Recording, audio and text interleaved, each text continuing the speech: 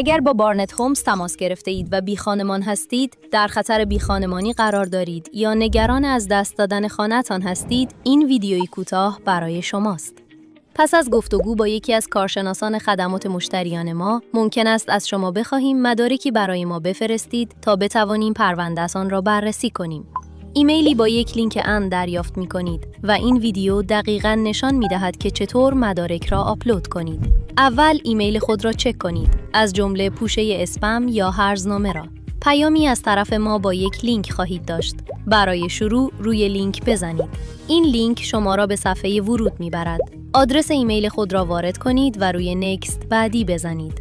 بار اول از شما خواسته می‌شود یک رمز عبور تعیین کنید. رمزی انتخاب کنید که با قواعد نشان داده شده مطابقت داشته باشد. آن را دوباره وارد کنید و روی سابمیت ارسال بزنید.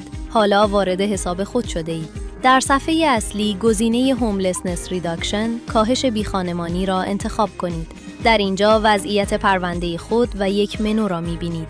روی Things You Need to Supply، مدارکی که باید ارائه دهید بزنید. اینجا مدارکی را می‌بینید که از شما خواسته ایم. مثلا مدرک شناسایی و وضعیت مهاجرتی، مدرک بیخانمانی و برگه اقرارنامه امضا شده. برای آپلود یک مدرک روی آپلود داکیومنت، آپلود مدرک بزنید. بعد چوز فایلز، انتخاب فایل ها و فایل خود را انتخاب کنید. می توانید یک عکس واضح یا یک فایل PDF آپلود کنید. وقتی فایل هایتان را انتخاب کردید، در اینجا نشان داده می شوند. نوع درست مدرک را انتخاب کنید و روی آپلود بزنید. چند نکته کوتاه. برای اینکه بتوانیم پرونده شما را بدون تأخیر پیش ببریم، مطمئن شوید عکس‌ها واضح و خوانا هستند و هیچ قسمتی از تصویر بریده نشده است. بعضی مدارک بیشتر از یک صفحه دارند، مثل پاسپورت، صورت حساب بانکی، قرارداد اجاره یا گزارش‌های پزشکی. در این صورت قبل از آپلود همه صفحه‌ها را در یک فایل PDF جمع کنید.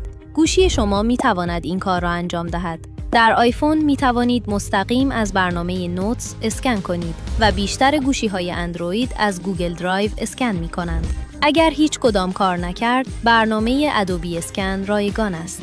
اسکن کردن حجم فایل را هم آنقدر کوچک نگه می دارد که راحت آپلود شود، در حالی که عکس‌های دوربین گوشی اغلب خیلی بزرگ هستند.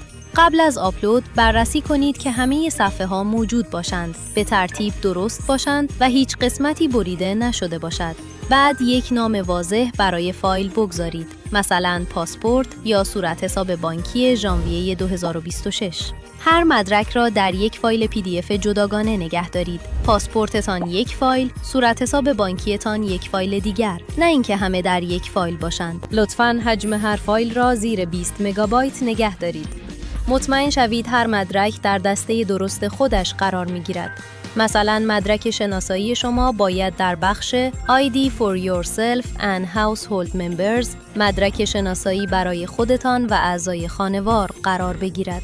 خیلی مهم است که همه مدارکی را که خواسته ایم برای ما بفرستید. تا وقتی همه آنها به دست ما نرسیده باشد، نمی‌توانیم پرونده شما را پیش ببریم. یعنی مدرک شناسایی، مدرک بیخانمانی و برگه اقرارنامه امضا شده شما. قبل از آپلود مدارک لطفاً چند لحظه وقت بگذارید و مطمئن شوید که به درخواست شما مربوط هستند. از آپلود مدارک تکراری یا اطلاعاتی که از شما خواسته نشده خودداری کنید. در صورت امکان برای فایل‌ها نام‌های واضح بگذارید، مثل پاسپورت، صورت حساب بانکی ژانویه 2026 یا فرم اقرارنامه. این کار کمک می‌کند مدارک شما را سریع‌تر شناسایی و بررسی کنیم. قبل از ارسال هر فایل آپلود شده را بازبینی کنید تا مطمئن شوید مدرک واضح و خوانا است. فایل درست را آپلود کرده اید، صفحه‌ای جا نیفتاده و در دسته درست قرار گرفته است. چند دقیقه وقت گذاشتن برای مرتب کردن درست مدارک کمک می‌کند درخواست شما را سریع‌تر بررسی کنیم و از تأخیرهای غیر ضروری جلوگیری شود. وقتی همه مدارک را آپلود کردید، فعلاً کارتان تمام است. پرونده شما بررسی می‌شود و برای مراحل بعدی با شما در تماس خواهیم بود. اگر بیخانمان هستید یا در خطر بیخانمانی قرار دارید، لطفاً منتظر نمانید. هرچه زودتر مدارک خود را بفرستید، ما هم زودتر می‌توانیم به شما کمک کنیم.